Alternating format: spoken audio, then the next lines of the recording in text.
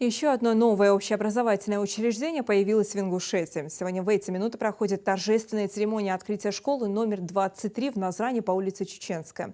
Участие в режиме видеоконференц-связи принимает министр просвещения Сергей Кравцов.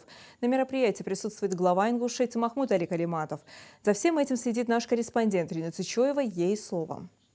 Современная и инновационная, одна из самых лучших на всем Северокавказском федеральном округе. Школа на 720 мест официально открыла свои двери.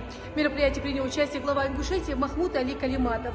Общеобразовательное учреждение построено в рамках национального проекта образования. Здесь созданы все самые современные условия для того, чтобы детство действительно было запоминающимся.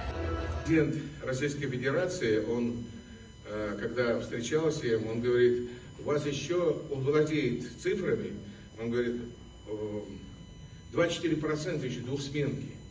3 смены мы уже ликвидировали, Сергей Сергеевич. А сейчас мы двухсменки уже спустились меньше 10%.